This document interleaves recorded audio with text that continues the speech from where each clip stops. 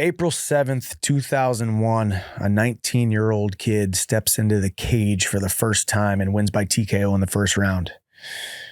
That man will forever be known as one of the greatest mixed martial artists of all time, a fan favorite, the man, the myth, the legend, first ballot Hall of Famer, Robbie Lawler. I have been fortunate enough to be a training partner of Robbie's for about the last 6 years, but I've been friends with him my entire career. For those of you that don't know, I am managed by Martin Advisory Group. They have represented Robbie the entire time I've been in the sport, which for Robbie obviously has been 21 years or something like that. So he and I have been friends for a very long time. It's been really cool. I've learned so much just by being around Robbie. He is a man of few words, which is my favorite kind of guy. I'd rather be around the guy who has a ton of accomplishments and a ton of confidence, but doesn't have to tell you about it all the time. And Robbie was always that guy. And at UFC 290 this past weekend, I was right there in the second row. Had my phone out like the biggest fan on the planet.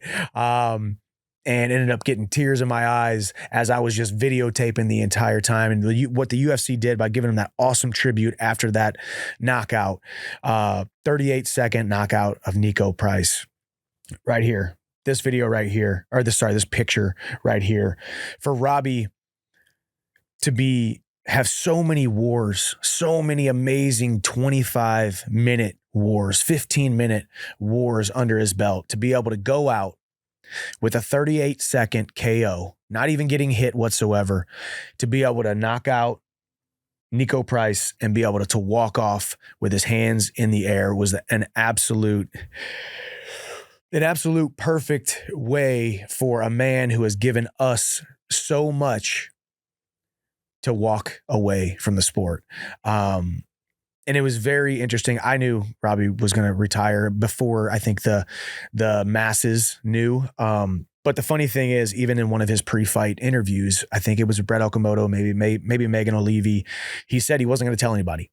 He fully intended to get this kind of result with his hands in the air, walk off, and just kind of sail off into the sunset and quietly merge into the abyss. But he decided to tell the UFC, because he knew that you guys, me, the people who love him, look up to him, and that we are fans of him, who he is, not just as a fighter, but as a man, the way he's always carried himself.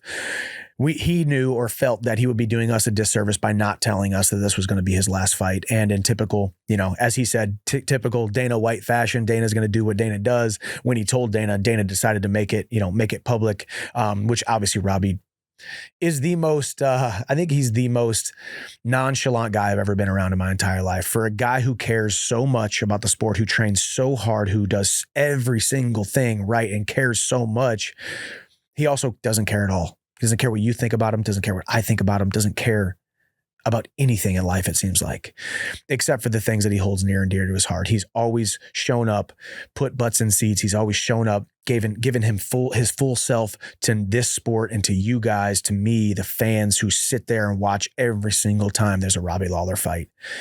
All of his huge fights that he's been in, his championship reign, his huge wars that he was in. He just got inducted into the Hall of Fame for his fight with Rory McDonald, which was the most ridiculous fight that I've ever seen in my entire life. The fight where he cut his lip, seemed like a 3-inch cut on his upper lip, and he was still just slanging and banging while he was spitting out blood, and ended up finishing Rory. I was in Mexico for that fight. I found it at some little Mexican bar on the beach, and I'll never forget that moment. It was one of my favorite fights of all time.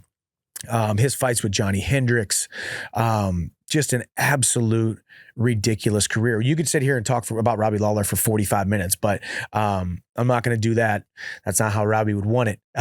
But it would just be, it needed to be done for all of us to give Robbie the shine that he deserves. And it was beautiful being there at UFC 290. I was never going to miss it, of course. Of course, it was International Fight Week, but it didn't care if it was some, fight night wherever. I was going to be there to watch Robbie do his thing the last time. But to be able to see it, to be able to hear the roar of the crowd, and then talking to Robbie after, we both shared a nice big hug and maybe a few tears.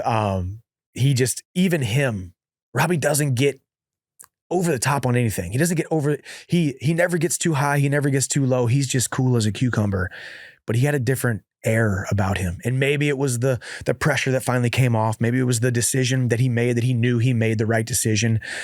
But I think it was really the fact that he was given a champion's goodbye. He was given an amazing goodbye. The arena was packed. The crowd was in it.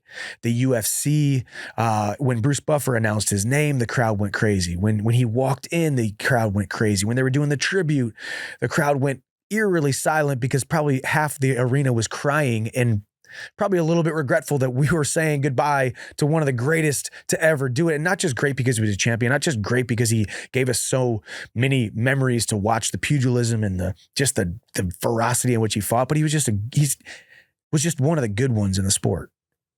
We want to root for the good guys. Robbie Lawler is not just a phenomenal fighter, but he's an amazing human being. And the beautiful thing is, it's not going to be the last we see of Robbie. I will still be able to see him when I train down in Florida. He will forever be a teammate, a friend, and a brother of mine. And as I said, April 7th, 2001, we said hello to some 19-year-old kid, Springfield, Illinois, I believe it was, some extreme cage fighting, 39, I believe it was. And now at UFC 290, we said goodbye to one of the greatest to ever do it. And yeah, he didn't win every single fight. He probably lost some fights that he should have won. He probably underperformed at times. Everybody can have their opinions, but it's not just about the wins and the losses. I say this all the time. You guys are probably tired of hearing it. But it's not just about the wins and the losses. It's about how you make people feel. And if you can make an entire arena go bananas and then also go silent during your tribute, and then have guys like myself who he'll never know how much he has impacted my life. He'll never quite know how much of a cornerstone of professionalism, of ferocity, of talent, of composure. The adjectives go on and on. He'll never know because he looks at himself like Robbie Lawler. Just a plain old dude who likes to put on the 4-ounce gloves and bite down on the mouthpiece and go out there and try to knock someone out. That's all he's ever cared about. And not many guys can say that.